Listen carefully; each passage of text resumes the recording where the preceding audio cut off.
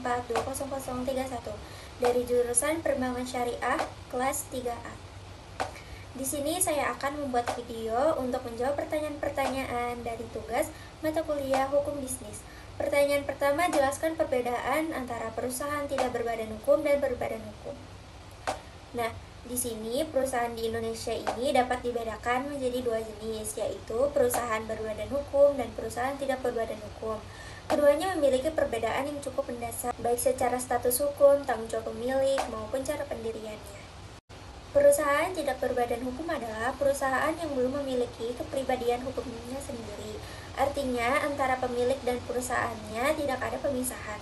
Jika perusahaan mengalami kerugian atau utang, maka pemiliknya tanggung jawab secara pribadi sampai ke harta pribadinya. Jenis perusahaan ini biasanya didirikan dengan cara yang lebih sederhana, cukup berdasarkan kesepakatan atau perjanjian antar pemilik, tanpa perlu pengesahan dari Kementerian Hukum dan HAM. Karena itu, bentuk usaha ini banyak digunakan oleh usaha kecil atau menengah yang masih berkembang. Contohnya yang pertama ada perusahaan perseorangan, yaitu toko kelentong milik pribadi, warung makan, atau usaha laundry rumahan. Yang kedua ada firma, yaitu firma hukum FA, sukses bersama yang dimiliki oleh dua pengacara bekerja sama. Yang ketiga, persekutuan komanditer atau disebut CV. Contohnya CV Maju Jaya yang bergerak di bidang konstruksi, di mana ada sekutu aktif dan sekutu pasif. Yang keempat, ada persekutuan perdata.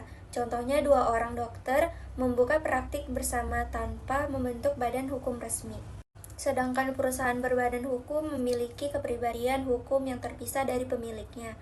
Artinya, perusahaan dianggap sebagai subjek hukum sendiri yang dapat memiliki hak dan kewajiban, terpisah dari orang yang mendirikannya.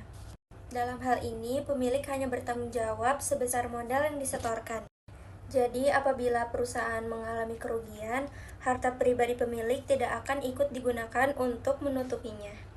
Perusahaan berbadan hukum juga memiliki proses pendirian yang lebih formal dan kompleks karena harus dibuat melalui akta notaris dan mendapat pengesahan dari Kementerian Hukum dan HAM. Namun kelebihannya, bentuk perusahaan ini lebih kuat secara hukum dan lebih dipercaya oleh pihak luar seperti bank dan investor. Contohnya di sini yang pertama ada perseroan terbatas PT Unilever Indonesia, yaitu memproduksi barang kebutuhan sehari-hari seperti sabun dan makanan ringan. Yang kedua, koperasi simpan meminjam, yaitu memberikan layanan simpan pinjam bagi anggotanya. Yang ketiga, ada yayasan dana sosial Al-Falah, yaitu bergerak di bidang sosial dan pendidikan.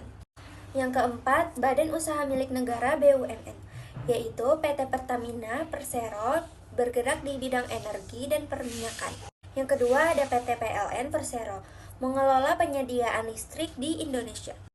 Pertanyaan selanjutnya, jelaskan hubungan antara hukum perdata, hukum dagang, dan hukum pidana.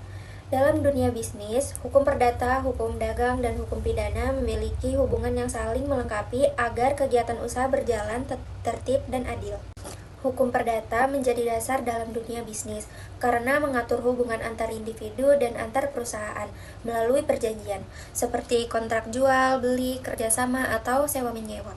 Tanpa hukum perdata, tidak ada kepastian hukum dalam setiap kesepakatan bisnis. Selanjutnya, hukum dagang merupakan bagian dari hukum perdata yang lebih fokus pada kegiatan perdagangan dan usaha.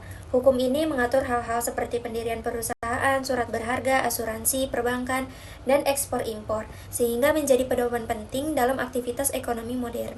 Sementara itu, hukum pidana berfungsi menjaga agar dunia bisnis tetap bersih dan jujur. Hukum ini memberikan sanksi kepada pelaku kejahatan seperti penipuan, penggelapan, atau korupsi yang dapat merugikan pihak lain.